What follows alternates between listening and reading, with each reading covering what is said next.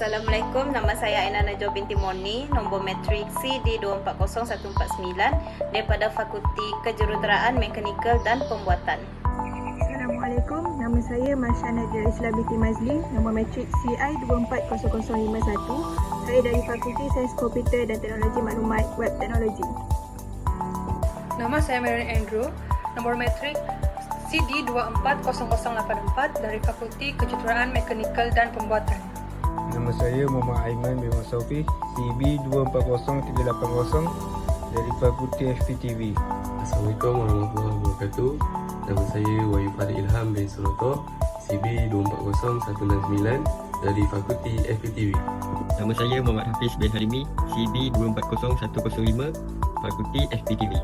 Nama saya Nafisa Rashika binti Razman, nombor matrik AI 240045. Saya dari Fakulti Sains Komputer dan Teknologi Maklumat. Assalamualaikum dan selamat sejahtera. Nama saya Nuraihan binti Sulaiman, nombor matrik CP240027, Fakulti Pengurusan Teknologi dan Perniagaan FPTV. Nama Nuruliana binti Awang, nombor matrik AI 240083 daripada Fakulti Sains Komputer dan Teknologi Maklumat. Nama saya Vanessa Ludo Anak Sampai, nombor matrik saya CD 240119. Saya dari Fakulti Kejuruteraan Mekanikal dan Pembuatan. Terima kasih atas kesempatan yang diberikan kepada saya untuk membentangkan kajian ini yang bertajuk Isu Pelajar Tidak Mengambil SPM, Satu Analisis Epistemologi dan Penerapan Pendidikan Alternatif.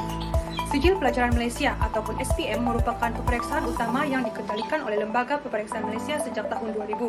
Ia berfungsi sebagai penanda aras penting dalam pendidikan negara serta menjadi syarat utama bagi pelajar tingkatan 5 sekitar umur 17 tahun untuk melanjutkan pelajaran ke peringkat pra-universiti. SPM juga menandakan peringkat terakhir dalam pendidikan menengah.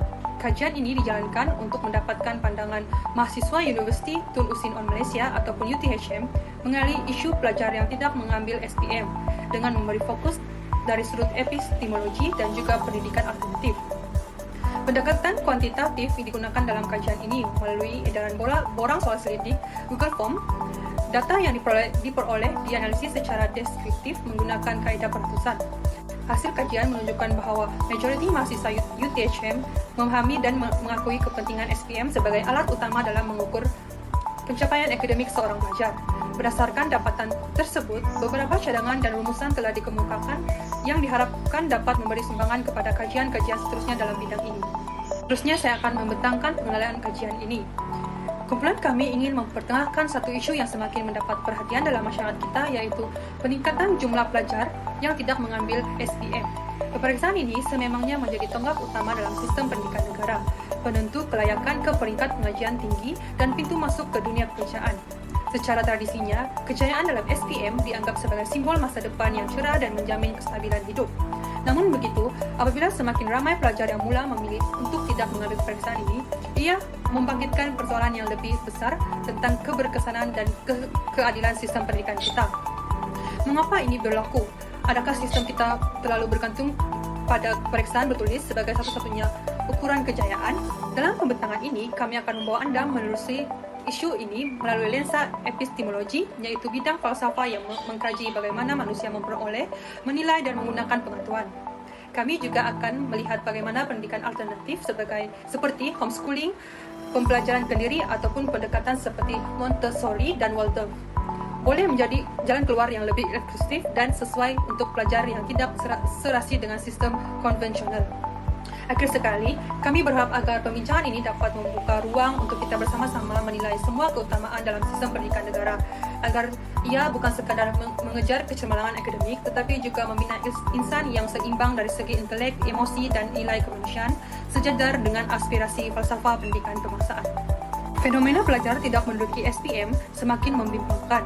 Dengan lebih 10,000 calon dilaporkan tidak hadir pada tahun 2023. Isu ini menimbulkan persoalan tentang keberkesanan sistem pendidikan negara dalam memenuhi keperluan pelajar. Antara faktor utama termasuk tekanan akademik, masalah keluarga, dan pengaruh media sosial. Dari sudut epistemologi, ia menunjukkan bahawa sistem pendidikan kita terlalu berorientasikan peperiksaan dan kurang memberi ruang kepada bentuk pengetahuan lain seperti kemahiran dan pembangunan diri.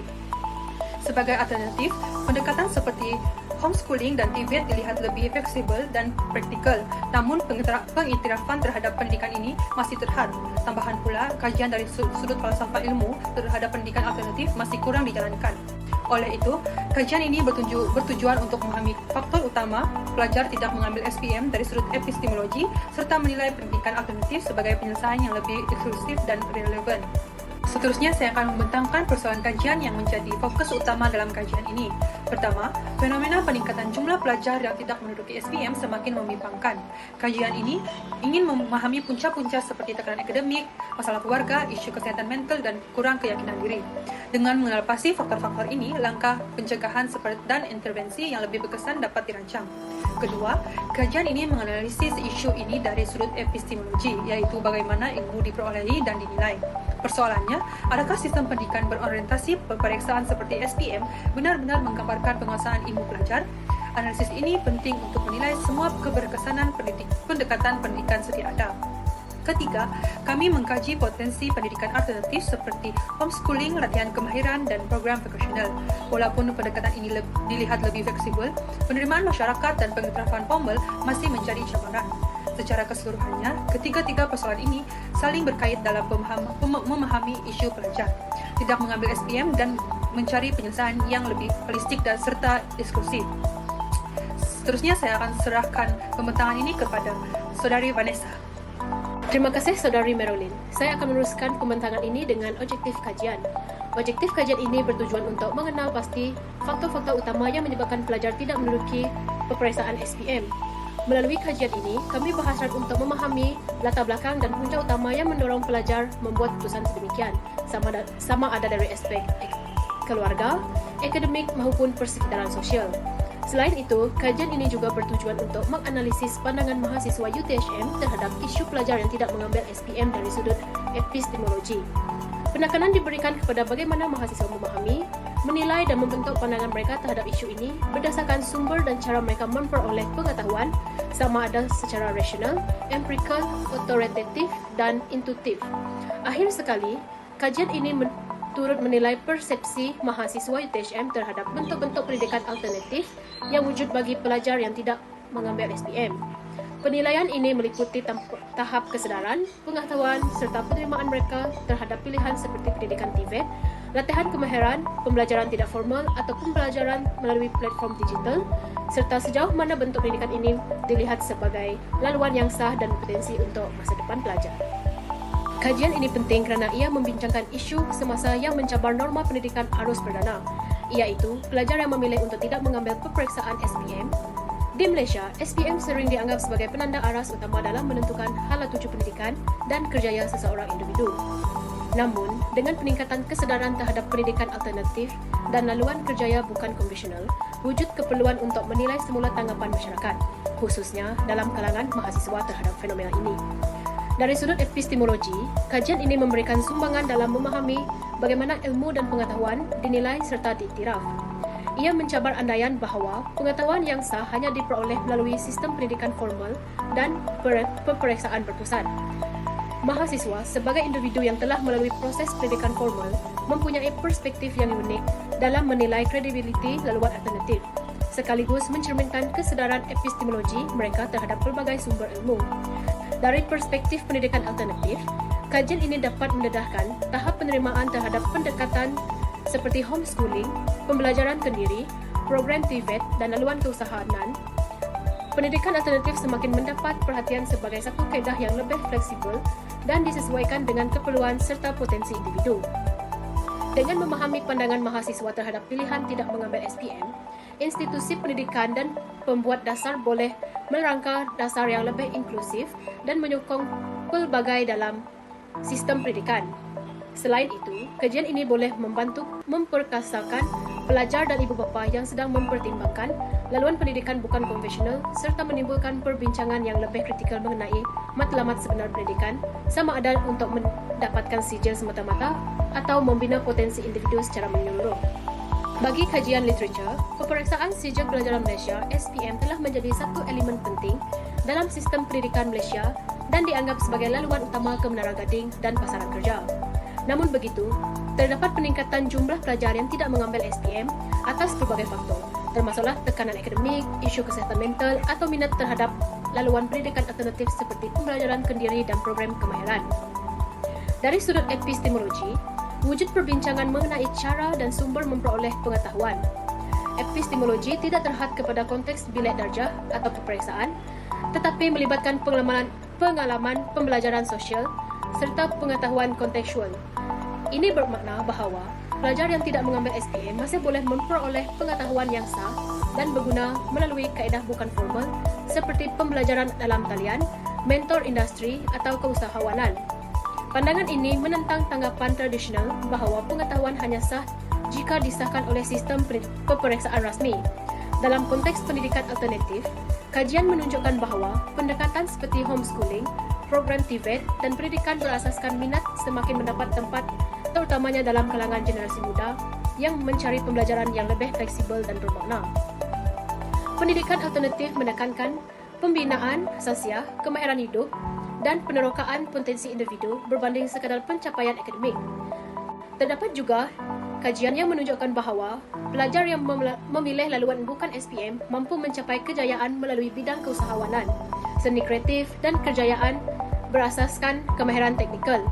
Ini menunjukkan bahawa masyarakat perlu membuka minda terhadap pelbagai bentuk kejayaan dan tidak hanya menilai potensi seseorang berdasarkan pencapaian peperiksaan semata-mata. Pandangan mahasiswa terhadap isu ini amat penting kerana mereka mewakili kumpulan yang pernah melalui sistem tersebut dan kini berada dalam lingkungan akademik yang lebih kritikal dan terbuka. Oleh itu, kajian terhadap pandangan mereka dapat memberikan gambaran sejauh mana sistem pendidikan sedia ada difahami, dikritik atau dipersoalkan secara reflektif. Seterusnya, pembentangan ini akan diteruskan oleh Saudari Aina. Saya Saudari Vanessa. Sekarang saya akan menyambung pembentangan ini dalam aspek metodologi, perbincangan dan kesimpulan. Bagi metodologi, dalam menjalankan kajian ini, pendekatan kualitatif digunakan dengan data dikumpulkan melalui analisis dokumen dan soal selidik menggunakan Google Forms. Analisis dokumen melibatkan sumber sekunder seperti jurnal akademik, laporan institusi dan media yang membincangkan isu pelajar tidak menduduki SPM. Sementara itu, soal selidik dijalankan terhadap 43 mahasiswa UTHM dari pelbagai fakulti bertujuan untuk mendapatkan pandangan mendalam mereka.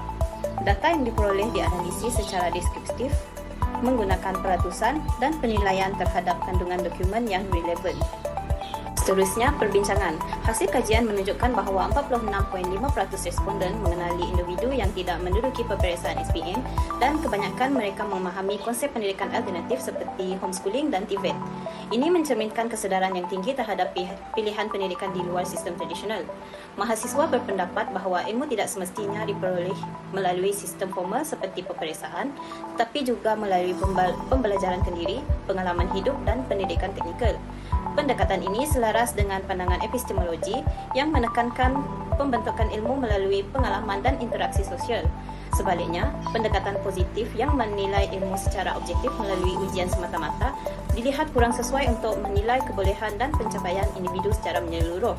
Di samping itu, mahasiswa menunjukkan nilai falsafah yang positif seperti keterbukaan, keadilan dan empati.